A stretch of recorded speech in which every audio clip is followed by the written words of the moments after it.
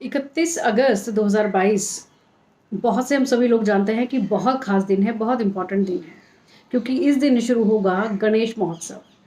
नमस्कार, जय श्री राम, बहुत स्वागत आप सभी का। मैं हूं आपके साथ एस्ट्रोलॉजर अपर्णा शर्मा और आज का इस वीडियो में आज हम बात करने वाले हैं गणेश जी महाराज के बारे में, उनकी कुछ विशेषताओं के बारे में और क्या कुछ ऐसी सरल सी चीज़ें, क्योंकि गणेश महोत्सव महाराष्ट्र में तो बहुत धूमधाम से मनाया ही जाता है, लेकिन अब पूरे भारतवर्ष में ही कहीं ना कहीं गणेश जी का ये जो महोत्सव है, कहीं ना कहीं जन्मदिन जो है, प्रकाट्य दिवस जो है, इसको मनाया जाता है। हम बहुत से लोग जानते हैं कि बुद्धि के दाता हैं, सौभाग्य के दाता हैं। यदि किसी भी प्रकार का कोई विघ्न चल रहा हो जीवन के अंदर, उसको दूर करने वाले हैं। प्रथम पूज्य तो हैं ही, हम सभी जानते हैं कि किसी भी पूजा पाठ में यदि कोई भी शुरुआत हमें करनी हो तो पहले गणेश जी का ध्यान किया जाता है, गणेश जी की पूजा की जाती है, तब किसी भी पूजा को, मांगलिक कार्य को आगे बढ़ाया जाता है। इसी श्रृंखला में आगे आज बात करेंगे कि 31 अगस्त 2022 के दिन आप क्या खास कर सकते हैं, और कहीं ना कहीं देखा जाए तो बहुत सालों के बाद कुछ अद्भुत योग बन रहे हैं। पहला, इस दिन है बुधवार। बुधवार गणेश जी का प्रिय दिन होता है और इसी दिन से जब गणेश महोत्सव की शुरुआत होगी, गणेश स्थापना आप अपने घरों में करेंगे, तो ये बहुत अद्भुत योग तो हो ही गया। जब भी हमें बुध की कोई भी समस्या होती है तो गणेश जी की वंदना की जाती है, उनकी कुछ रेमेडीज़ की जाती हैं और वो बुधवार के दिन की जाती हैं। तो आप ये समझ सकते हैं कि ये इस बार कितना अच्छा दिन हुआ, यानी कि बुधवार के दिन ही गणेश महोत्सव की शुरुआत होगी।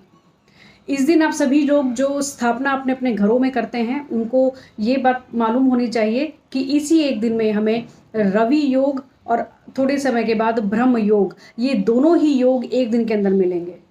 अगर आप रवि योग के अंदर गणेश जी की स्थापना करते हैं तो किसी ना किसी तरह से आपके जो सूर्य हैं कुंडली के अंदर, किसी भी अगर पीड़ित अवस्था में होंगे तो उनको भी बल मिलेगा।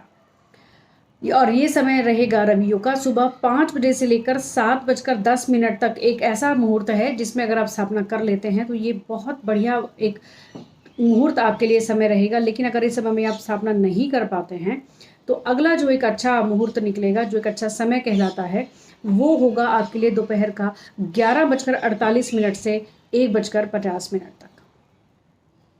वैसे तो पूरा दिन ही अच्छा है, लेकिन कोशिश कीजिएगा कि दोपहर में 3:30 के पहले पहले आप स्थापना कर लें। अब बात करते हैं, क्योंकि हमने योग की बात कर ली, हमने मुहूर्त की समय की बात कर ली, अब आगे कुछ और चीज़ें हैं जिसका हम अगर ख्याल रख लें, क्योंकि हम सभी को पता है दूर्वा गणेश जी को बहुत प्रिय है। माता पार्वती का रूप है दूर्वा, और दूर्वा के साथ एक और ख़ास चीज़ है, यदि आप इन दोनों चीज़ों को मिलाकर गणेश जी को अर्पित करते हैं तो गणेश जी बहुत प्रसन्न होते हैं। और वो क्या चीज़ है? लाल गुड़हल का फूल। हरी दूर्वा के साथ आप लाल गुड़हल का फूल मिलाकर आप गणेश जी को अर्पित कीजिए उनकी प्रसन्नता के लिए। मोदक उनको बहुत पसंद हैं, ये हम सभी जानते हैं, लेकिन एक खास चीज़, अगर आप पीले रंग की कोई भी मिठाई, चाहे वो मोदक ही हो, पीले रंग के मोदक अगर आप उनको अर्पित करते हैं, उनका भोग लगाते हैं और साथ में 3 हल्दी की गांठ गणेश जी पर अर्पित करते हैं, तो आपके विवाह में आने वाले जो भी कोई विघ्न हो, देरी हो, रिश्ते बहुत आते हैं लेकिन कोई मैच्योर नहीं हो पाता, कोई रिश्ता पक्का नहीं हो पाता, तो ये इसमें आपके विघ्नों को दूर करेंगे।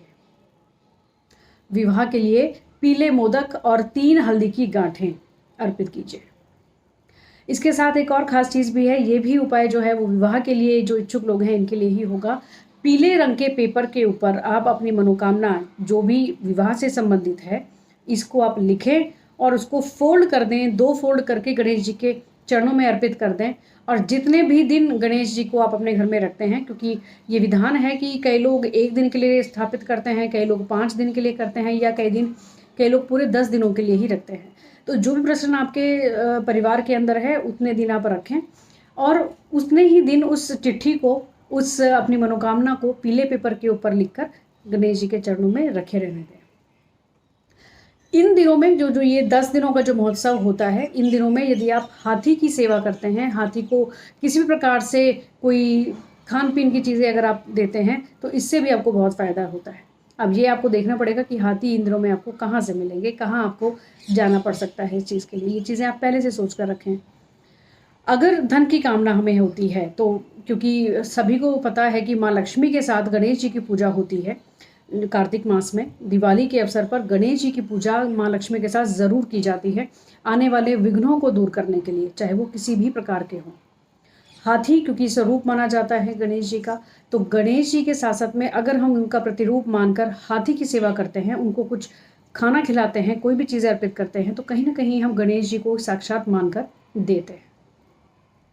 अगर धन की हमें आवश्यकता है, किसी प्रकार से कमी आपको महसूस होती है, या बहुत सा पैसा फंस गया है, जो आना चाहिए वो नहीं आता, प्रोग्रेस नहीं हो रही है, या आमदनी इतनी नहीं हो पाती जितनी मेहनत की जाती है, ऐसे में क्योंकि गन्ना, या कहा जाए तो गन्ने का रस जो है, जिसे हम रुद्राभिषेक भी करते हैं, यही गन्ना यदि आप हाथी को खिलाते हैं अपने ही हाथों से, अगर आप हाथी को गन्ना खिलाते हैं, तो ये आपके धन आगमन के, जो धन आने के जो रास्ते हैं, इसको खोलता है।